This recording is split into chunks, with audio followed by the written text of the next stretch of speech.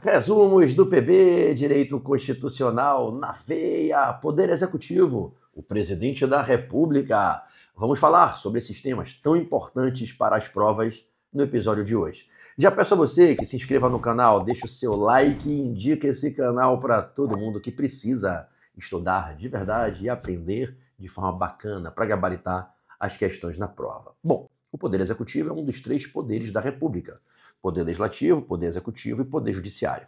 O Poder Executivo, juntamente com o Poder Legislativo, eles formam a dupla dos chamados poderes políticos. A função principal do Poder Executivo é a de conduzir a atividade administrativa do Estado, a atividade de administração pública, a chamada função executiva ou administrativa.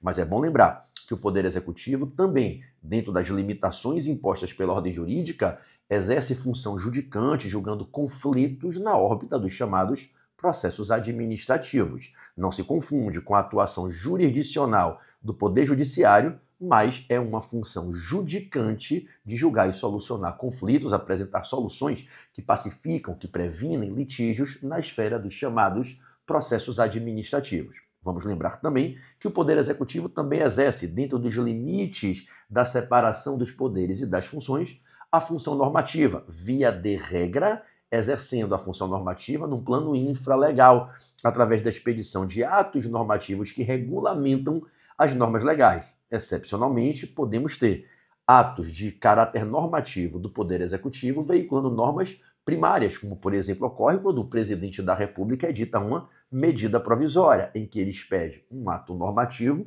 veiculando neste ato a medida provisória, uma norma jurídica, que é uma norma primária, com força de lei, equivalendo a uma norma de uma lei ordinária ou complementar. Tudo bem? Então, excepcionalmente, o Poder Executivo pode atuar no exercício da função normativa, editando normas primárias. Como regra, quando atua no exercício da função normativa, edita normas secundárias. Beleza?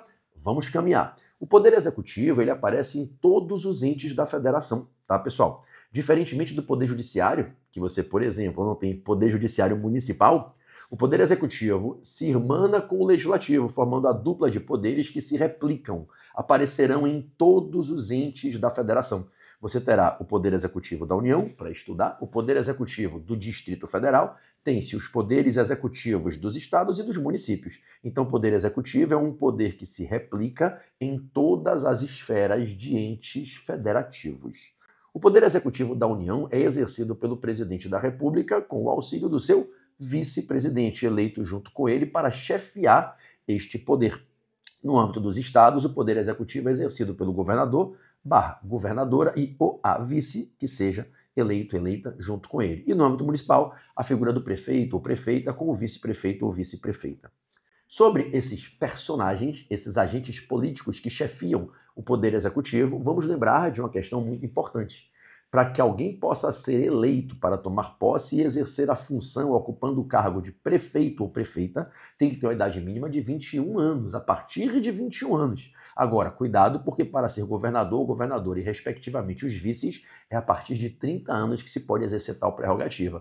E para ser presidente ou vice da República, somente a partir dos 35 anos. Vale lembrar ainda que para o cargo mais alto de presidente ou vice da República, além da idade mínima de 35 anos e de outras condições de elegibilidade, é imprescindível que a pessoa seja de nacionalidade brasileira nata. Somente brasileiros natos podem ser presidente ou vice-presidente da República.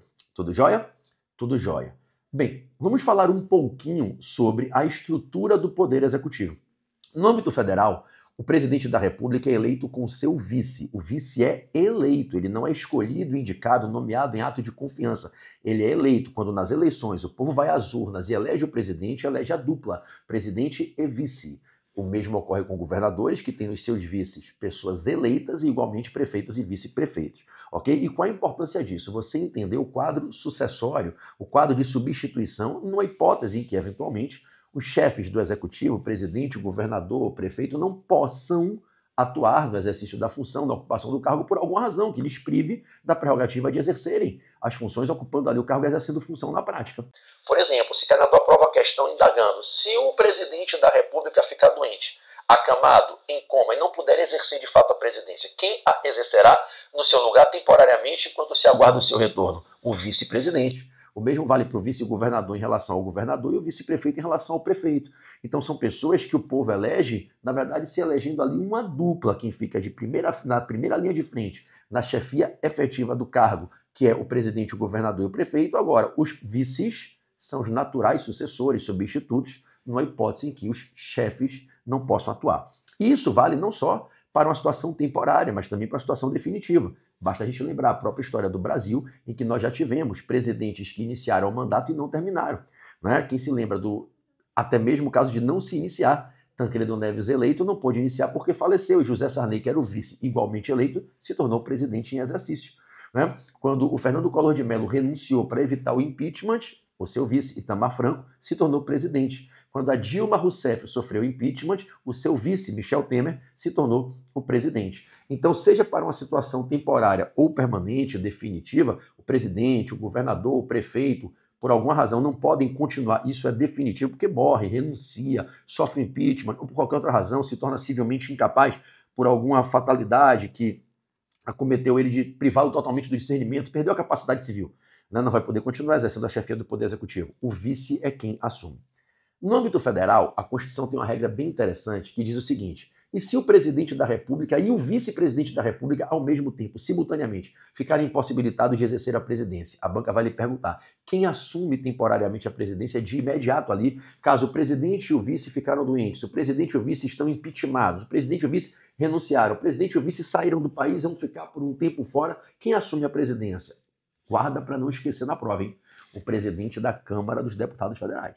E se ele não puder? Somente se ele não puder que se chama o presidente do Senado. E se o presidente do Senado não puder? Aí se chama o presidente do STF. Então, no âmbito federal, nós temos um regramento para sucessão, para substituição do presidente e do vice, que segue esta linha. Presidente e vice, ambos impossibilitados de chefiar o país, chama-se, na ordem, em presidente da Câmara dos Deputados Federais, depois presidente do Senado e, por último, presidente do STF. Prof, e se o presidente do STF não puder? Não tem regramento na Constituição. A gente tem que construir, através de interpretação lógica, sistemática, um caminho, e aí existem diferentes opiniões da doutrina. Eu espero que isso não caia na sua prova.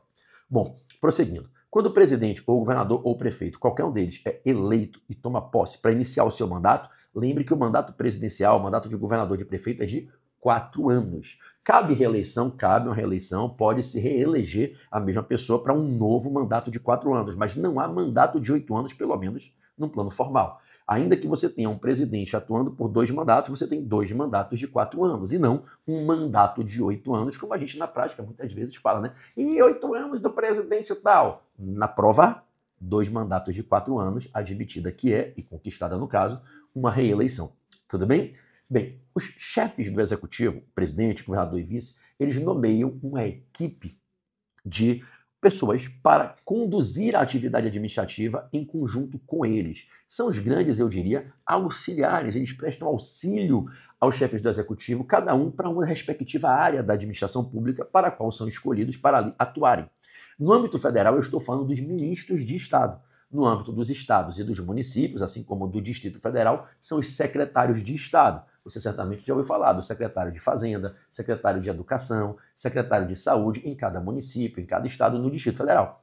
No âmbito federal, a gente não fala de secretários, a gente fala de ministros, são os ministros de Estado. Tudo bem? Aliás, uma questão bem importante, hein? Sobre a figura jurídica dos ministros de Estado, lembre-se que, além de serem pessoas que o presidente da República escolhe em ato de confiança para nomeá-los e também se reserva a prerrogativa de poder exonerá-los a qualquer tempo, sem necessidade de motivação, a exoneração ad nutum, não precisa motivar, é cargo de confiança. Quanto a eles, os ministros de Estado, cada um na sua respectiva pasta, eles precisam ser brasileiros, podem ser natos ou naturalizados, mas se for o ministro de Estado da Defesa, tem que ser brasileiro nato. Então, o cargo de ministro de Estado de Defesa, ou da Defesa, precisa ser um brasileiro nato, é privativo de brasileiro nato. Para os demais ministérios, basta ser brasileiro, podendo ser nato ou naturalizado, ok? Para que alguém possa ser nomeado pelo presidente da República como ministro, passando a chefiar o ministério para o qual é indicado, tem que ter mais de 21 anos. Cuidado com esta idade para não errar na prova. Ela é prevista no artigo 87 da Constituição. Então, o artigo 87 reza que tem que se ter mais de 21 anos, ser brasileiro, no pleno gozo dos direitos políticos para poder assumir a chefia de um ministério. Tudo bem? Bom, quanto ao exercício do poder normativo pelo presidente e pelos seus ministros, pelos governadores, prefeitos e seus secretários, vamos lembrar, normalmente o chefe do executivo, presidente, governador e prefeito, eles expedem as normas que criam no exercício de poder normativo dentro dos limites que podem através de decretos. Então, os decretos são os atos formais que veiculam as normas que os chefes do executivo expedem. Então, o presidente, o prefeito, o governador expedem decretos normativos. Os ministros e os secretários não usam os decretos para veicular normas. Quando eles querem agir, eles usam instruções. Então, as instruções normativas são as fontes editáveis, expedíveis por secretários e ministros, ao passo que os decretos são as fontes adotadas, os atos formais expedidos pelos chefes do executivo. Tudo bem? Tudo ótimo. Bom, vamos lembrar que o presidente da República, ali como grande chefe do Poder Executivo da União, ele cumula uma dupla função. A de ser o chefe da União, e aí, neste caso, ele é chefe de governo federal, e de ser o chefe do Estado brasileiro. Daí ele é chefe de Estado-Maior ou chefe de Estado soberano brasileiro. Lembrem-se que o Brasil adota um sistema de governo presidencialista. O Brasil é um Estado de forma federativa, com um governo de regime democrático, forma republicana e sistema presidencialista. No presidencialismo, o presidente do nosso país, que é uma república, o presidente da república, ele é ao mesmo tempo chefe do Estado brasileiro, e aí ele age como chefe de Estado-Maior para guiar o Brasil no exercício da sua soberania nas relações internacionais, e ele é o chefe de governo federal, guiando a União, guiando a administração pública federal nas suas atuações internamente dentro da esfera da federação em todo o território nacional. Tudo bem? Tudo jóia. Sobre a figura do presidente da República, é importante a gente lembrar que existem algumas competências que são privativas dele e que nenhuma outra autoridade do Poder Executivo pode exercer. São as chamadas competências privativas presidenciais listadas lá no artigo 83 da Constituição. Você tem que tomar artigo 84 da Constituição. Você tem que tomar um cuidado com este artigo 84, vale a pena depois uma leitura nos incisos, são vários incisos, quase 30, e você, lendo esses incisos, vai se familiarizar com uma série de atribuições, de prerrogativas que são privativas do presidente da República. Todavia, qual é a grande pegadinha no que tange às competências privativas do presidente da República? É a pegadinha que você encontra no parágrafo único do artigo 84. Existem algumas pouquíssimas atribuições que são privativas dele, que ele pode, caso queira, delegar. São as chamadas competências privativas presidenciais delegáveis. Essas competências são única e exclusivamente as que estão no inciso 6, no inciso 12 e no artigo 25, primeira parte.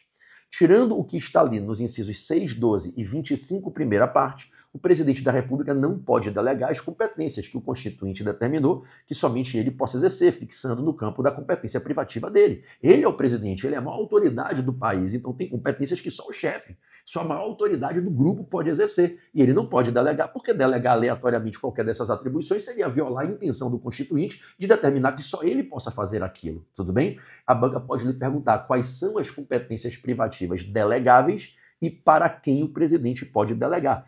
O que ele puder delegar, ele pode delegar para o PGR, para o AGU e para os ministros de Estado. Então, as chamadas competências privativas presidenciais delegáveis, vou falar sobre elas, que estão lá nos incisos 6, 12 e 25, primeira parte do artigo 84, elas só podem ser delegadas por ele ao Procurador-Geral da República, ao Advogado-Geral da União e aos ministros de Estado, ok? Nenhuma outra autoridade, nenhum órgão ou entidade pode receber na qualidade de delegatário ou delegatária essa transferência de legitimidade para o exercício daquela prerrogativa. O que é competência privativa do presidente, só o presidente pode exercer. Aquilo que ele pode delegar, e é exatamente o que eu vou falar agora, ele só pode delegar ao PGR, ao AGU e aos ministros de Estado, beleza? Quais são essas competências? A primeira é do inciso 6. O inciso 6 cuida da figura do decreto regulamentar autônomo, que é uma figura que é muito combatida, muito criticada na doutrina e que praticamente foi expurgada da ordem jurídica, mas sobreviveu ali da Constituição passada para a atual no inciso 6 do artigo 84. O presidente tem competência privativa para, através de um decreto, sem precisar de lei, por isso autônomo, sem precisar de nenhuma lei, editar normas que promovem a organização funcional da administração pública que ele chefia, da qual ele é o grande líder e chefe, e para extinguir cargos ou funções públicas que estejam em vacância, vagas no âmbito da organização funcional da administração pública federal. Ou seja, o artigo 84 diz: compete privativamente ao presidente, inciso 6, através de decreto, promover a organização e o funcionamento da administração pública federal. A linha A. Na linha B se diz: extinguir cargos e funções públicas vagos. Então o presidente pode, por um decreto, dizer: olha, esse cargo ninguém mais ocupa, não tem nenhum servidor lotado nele, perdeu-se o interesse nesse cargo dentro do quadro organizativo da administração pública, a gente mudou, revolução digital, tecnologia, o mundo é diferente. Esse cargo, né, da pessoa que vai entregar um telegrama falado para anunciar e cantar um telegrama na porta daquele destinatário, telegrama expedido por uma autoridade do Poder Executivo. Não se tem mais esse cargo. Não tem. Então, aquela determinada função que outrora era importante deixou de ter utilidade na administração, deixou de se ter interesse público sobre ela. Então você pode, como presidente, através de um decreto autônomo, sem precisar de lei, extinguir cargos e funções públicas vagas, em vacância, tá? Que não estão sendo destinados a qualquer atividade administrativa, não estão sendo ocupados por qualquer que seja o servidor, ok? O cargo está abandonado, a função está parada, sem utilidade, ninguém atua, ninguém exerce, ninguém está ali. Ele pode, por um decreto autônomo, sem precisar de atuação do legislativo, sem se curvar a pré-regramentos legais, ele pode promover por um decreto a extinção de cargos e funções públicas vagas e pode delegar isso ao ministro, o ministro da Saúde fazer isso no âmbito do Ministério da Saúde, o ministro da Fazenda no âmbito do Ministério da Fazenda, da Administração Tributária Federal, decreta lá, o presidente delega e o ministro da Fazenda vai lá, através de um ato normativo, uma instrução normativa, e extingue, né, aquele cargo público, aquela função pública em vacância. Além de poder extinguir cargos e funções públicas vagos por decreto autônomo, e inclusive delegar isso ao PGR, AGU e ministros de Estado, o presidente também pode, através do decreto autônomo, promover a organização e o funcionamento da administração pública que ele chefia. Agora, cuidado, porque existem dois limites que ele tem que respeitar. Quando o presidente vier, por um decreto autônomo, promover a organização funcional de toda a administração federal, na qual ele é o chefe maior, titulado o mais alto poder hierárquico, ele não pode invadir a reserva legal em duas situações. Ele não pode fazer aquilo para o que terá que se ter lei. Ele não pode criar ou extinguir órgãos públicos. O presidente não pode, por um decreto, extinguir um ministério, criar um ministério, extinguir um órgão, criar um órgão. Ele não pode criar ou extinguir órgãos. A criação e extinção de órgãos fica no crivo da reserva legal e ele não pode criar despesas não autorizadas no orçamento, que aí ele vai se estrepar. Isso pode gerar até mesmo uma possibilidade de crime de responsabilidade para impeachá-lo. Né? Então, o presidente não pode, a pretexto de organizar a funcionalidade da administração através de um decreto autônomo, gerar despesa não autorizada na lei orçamentária, muito menos criar ou extinguir órgão. Desde que ele respeite esses limites, não gerar despesas não autorizadas no orçamento, não criar nem extinguir órgãos, o presidente pode, por um decreto autônomo, independentemente de qualquer lei, promover a organização funcional da administração. Ele pode delegar isso? Pode. Artigo 84, inciso 6, a linha A. Ele pode delegar, está no parágrafo único. Por exemplo, vocês acham que é o presidente da República que vai todo ano sentar e desenvolver o fluxograma de funcionamento, organizar detalhadamente a atuação de cada ministério, de cada pasta? Não vai. Para isso ele tem os ministros. É para isso que ele escolhe pessoas de capacidade e confiança, que ele acredita que tem a melhor condição de ali fazer de forma técnica e correta esse mapeamento organizacional. Então o presidente delegue. Na prática, quem promove essa organização funcional não é o presidente. São os ministros de Estado, cada um na sua respectiva área. Tudo bem? Bom, no inciso 12, o presidente pode promover o indulto e a comutação da pena. É privativo dele fazer isso e ele pode delegar, se quiser, ao PGR, ao AGU e aos ministros de Estado. No âmbito da punibilidade, é legítimo que o presidente, caso queira, delegue essa prerrogativa, que é privativa dele, de conceder indulto e promover comutação penal. Ok? E, por fim, no artigo 84, inciso 25, primeira parte, 84, inciso 25, primeira parte, é importante a gente lembrar que o presidente pode dar provimento a novos servidores em cargos públicos para os quais se destinarão, em regra, chegando a esse direito de tomar essa posse, dessa nomeação por conta da aprovação do concurso público, a regra do princípio do concurso público, salvo as exceções constitucionalmente amparadas, né, o presidente vai dar o provimento no cargo, ele vai prover aquela pessoa no cargo. Gente, normalmente não é o presidente que assina e expede o ato de provimento. Normalmente é uma portaria ministerial, tá? Porque o presidente delega essa prerrogativa e ocorre essa delegação prevista lá no parágrafo único em relação a essa competência privativa dele do artigo 84, inciso 25, primeira parte, que é de dar provimento a novos servidores nos cargos federais, ok? Agora, cuidado que o artigo 84, inciso 25, tem duas partes. A primeira é dar provimento no cargo e a segunda é extinguir cargos, que tem pessoas atuando, que tem servidores lotados neles. Aí o presidente não pode, por um decreto autônomo, extinguir cargos públicos nos quais existem servidores, existem agentes públicos atuando e cumprindo funções públicas. Ué, mas você não falou que o presidente pode extinguir cargos e funções públicas por decreto autônomo quando estão vagos? Artigo 84, inciso 6, B de bola. Cargos e funções públicas em vacância, ninguém está usando para nada, o presidente pode, passa o cerol e extingue, inclusive pode delegar aos ministros PGR e o AGU que o façam. Agora, quando eu tenho os cargos públicos que hoje fazem com que a administração funcione, que ali estão lotados de servidores públicos, os agentes públicos ocupando aqueles cargos e nos cargos atuando para exercer as funções inerentes àquela atividade. Esses cargos o presidente não pode, por um decreto autônomo, extinguir. Até se admite a extinção do cargo, desde que respeitados os limites legais na forma da lei, em regra, Lei 8.112. Ok, pessoal? Maravilha. Bom, vamos falar um pouquinho mais sobre o presidente. O presidente, ele tem ao lado dele uma equipe de autoridades muito importante no âmbito federal. Tá? Os comandantes das Forças Armadas, por exemplo, comandante-geral da Marinha, do Exército e Aeronáutica, são pessoas que dialogam permanentemente com o presidente. O presidente é uma autoridade suprema em relação às Forças Armadas. As Forças Armadas são subordinadas à presidência da República. O presidente é a maior autoridade que existe em relação às Forças Armadas, que são Marinha, Exército e Aeronáutica, cada um é chefiado por um chefe, que é o seu comandante-geral, o seu comandante maior. Bom, do lado de cá, para dar assessoria jurídica ao presidente, de um outro lado aqui, na simbologia, Forças Armadas aqui, do lado de cá nós temos a AGU, a Advocacia Geral da União, onde nós temos um departamento, um grande escritório, onde estão os advogados, os procuradores que defendem a União e que orientam, auxiliam o presidente da República na sua atividade para sempre dar o respaldo, o lastro jurídico no agir presidencial, na prática de condutas, na adoção de medidas. Né? Então a AGU ela tem a função de ser esse grande escritório que dá todo o suporte, orientação, lastro, defesa judicial, extrajudicial, tudo que tiver o caráter de juridicidade é a AGU que tem a missão de atuar em prol do Poder Executivo e também do presidente da República. Vamos lembrar que é o presidente que escolhe o chefe da Advocacia Geral da União, o advogado-geral da União. Bom, pode cair na tua prova uma questão bem interessante envolvendo prática de crime. Prática de crime pelo presidente da República, pelo seu vice, pelos seus ministros de Estado, pelos comandantes das Forças Armadas. Olha que interessante. Se cair na prova uma questão que mistura direito constitucional com direito penal, com direito processual penal, a banca pode lhe perguntar de quem é a competência para julgar. O presidente da República, o vice-presidente da República, os comandantes das Forças Armadas, os ministros de Estado, na acusação por aquele suposto crime. E o primeiro passo é você separar o crime comum do crime de responsabilidade, tá bom? Bom, vamos lá. O presidente da República, se vier a ser acusado num crime comum, ele será julgado no STF. Mas se ele vier a ser acusado por um crime de responsabilidade, ele será julgado no Senado da República. É um julgamento no Poder Legislativo. É quando excepcionalmente a gente tem a atuação jurisdicional deslocada para fora do judiciário. E numa engasga para falar jurisdição, né?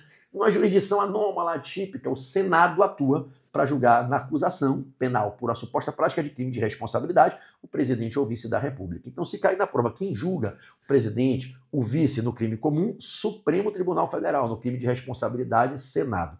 Vamos lembrar que para se autorizar o processo do presidente contra o presidente, para que o presidente possa ser processado, possa virar réu, é necessário consultar a Câmara dos Deputados antes. Então, só se pode autorizar um processo assim instaurado de natureza criminal contra o presidente ou vice se a Câmara autorizar por, no mínimo, 2/3 dos deputados federais. Então é necessário pelo menos 2/3 dos deputados federais autorizando para que se possa ter a instauração de um processo contra o presidente ou contra o vice, seja acusação por um crime comum ou de responsabilidade. Agora vamos lá, cuidado com a pegadinha do crime de responsabilidade. Se a acusação for por um suposto crime de responsabilidade, não bastará a autorização da Câmara com os 2/3 dos deputados concordando e permitindo que se processe o presidente. Será necessária também uma autorização do Senado. O Senado terá que avaliar a autorização da Câmara para decidir se corrobora ou se breca, para não instaurar o processo. O Senado só vai instaurar o processo para iniciar o julgamento do presidente, agora como um réu legitimamente, para julgá-lo na acusação pelo crime de responsabilidade. O Senado só vai instaurar o processo se ele concordar com a autorização da Câmara. Então veja, quando a acusação contra o presidente ou vice é por crime de responsabilidade, tem que ter 2 autorizações, a da Câmara e a do Senado. A da Câmara por 2/3 dos deputados federais e a do Senado pela maioria simples dos que estiverem presentes ali na sessão de votação. Tendo-se a dupla autorização da Câmara e do Senado, o processo vai se instaurar e o Senado vai julgar. Nesse julgamento contra o presidente não, nesse julgamento da acusação contra o presidente, pela suposta prática de crime de responsabilidade, quem julga são os senadores. Agora, o julgamento é presidido pelo ministro-presidente do STF. Entenda, o presidente do STF não vai julgar o presidente será julgado por 81 senadores. O que o presidente do STF faz é ser o maestro, o condutor do rito, da liturgia. Ele vai comandar o julgamento. Alguém vai sentar na mesa e comandar esse julgamento. Será a maior autoridade do país no âmbito do judiciário, que é o ministro-presidente da Suprema Corte. Ok? Bom, vamos lembrar que quando o presidente é autorizado pela Câmara e pelo Senado a ser processado pelo crime de responsabilidade no próprio Senado, onde será julgado pelos senadores. No julgamento presidido pelo presidente do STF, vamos lembrar que na hora que o Senado instaurar o processo, o presidente é afastado para não prejudicar a instrução processual e para ser preservado. Então o presidente é afastado e esse afastamento pode durar até 180 dias. Ou seja, a Câmara autorizou, o Senado instaura o processo, instaurado o processo, o presidente é afastado da presidência e o vice-presidente assume. Lembrem-se do que aconteceu, o episódio real, quando a Dilma virou ré, instaurado que foi o processo no qual ela foi impeachmentada pela condenação. No Senado ela foi afastada imediatamente com a instauração do processo, ela virou ré, ela foi afastada, o Michel Temer, que era o vice-presidente, assumiu e virou temporariamente o presidente da República. Tudo bem? Então, instaurado o processo, o presidente em exercício é afastado. Só que esse afastamento é de até 180 dias. Significa o quê? O Senado tem até 180 dias para julgar. Ou absolve, e aí o presidente volta naturalmente ao exercício das funções, ou condena e ele sai de forma definitiva, sofre um impedimento definitivo de continuidade. Impedimento, impeachment, ele é impeachmentado e aí ele é deposto de forma definitiva do cargo. E se o julgamento não acontecer em até 180 dias e o processo demorar? O presidente volta a exercer o cargo para o qual ele foi legitimamente escolhido pelo povo nas eleições para ali atuar. Então, se não houver o julgamento em até 180 dias, que até 180 dias o presidente está afastado. Não havendo o julgamento final, ele volta a exercer a presidência e o vice volta a ser vice e deixa de ser temporariamente o presidente, ok? No episódio que nós tivemos da Dilma, o julgamento ocorreu dentro do prazo, antes dos 180 dias, e a Dilma foi condenada e foi impeachmentada. Bom, por falar em condenação, se porventura lhe perguntarem na prova qual é o quórum mínimo para os senadores alcançarem para fazer o juízo condenatório, tomar a decisão condenatória, de no mínimo 2/3 dos senadores. O presidente pode ser absolvido, ele pode ser perdoado. Então, mesmo que se constate que houve crime, que fique configurada a hipótese de crime de responsabilidade, como se entendeu que houve, no caso da presidente, à época, presidente Dilma Rousseff, os senadores têm o direito de, querendo, perdoarem e votarem pela não condenação. O presidente só será condenado se no mínimo 2 a cada 3, 54 dos 81 senadores concordarem. Se não tiver o quórum mínimo de 2/3, não se condena o presidente. Ok? Condenado o presidente, quais são as penas previstas na Constituição? A Constituição prevê diferentes penas. A principal, que é a pena de ser deposto do cargo, perdendo o cargo para o qual o povo o elegeu. É o impeachment, a perda do cargo. Mas a Constituição também prevê as penas de suspensão dos direitos políticos por 8 anos, e incompatibilização com qualquer função pública por 8 anos. O Senado, no episódio da então presidente Dilma Rousseff, entendeu que essas penas não são cumulativas, obrigatoriamente cumulativas. O Senado entendeu que eles, senadores, primeiro julgam para aplicar a pena de impeachment e condenam o presidente do impeachment, se for o caso. No caso da Dilma, ela foi condenada. E depois, em separado, eles fazem uma nova votação para decidir se aplicam as demais penas que foram apelidadas à época de penas secundárias ou acessórias, no episódio que ficou conhecido como fatiamento ou segregação das penas. E nesse segundo julgamento, o Senado absolveu a Dilma e entendeu que ela não merecia, não precisava ser punida com a incompatibilização por 8 anos com a função pública e suspensão dos direitos políticos por 8 anos. Tanto que isso não aconteceu, não foi suspenso, tanto que concorreu para o Senado pelo estado de Minas Gerais, perdeu a eleição, mas concorreu, na eleição subsequente. Ok, pessoal? Estamos juntos. Bom, agora, se te perguntarem quem julga no crime comum de responsabilidade, ministro de Estado, comandante das Forças Armadas, gente, a regra é que o Supremo julga, tanto no crime comum como no de responsabilidade. A regra é que os ministros de Estado e os comandantes das Forças Armadas serão julgados pelo STF, seja a acusação por crime comum ou de responsabilidade. Qual é a pegadinha que quebra essa regra? Se a acusação for por crime de responsabilidade, nesta acusação, pelo suposto crime, a acusação não for só contra o ministro de Estado, não for só contra o comandante das Forças Armadas, mas for também contra o presidente ou vice da República, ora, se o presidente e o vice no crime de responsabilidade são julgados pelo Senado, como é que fica?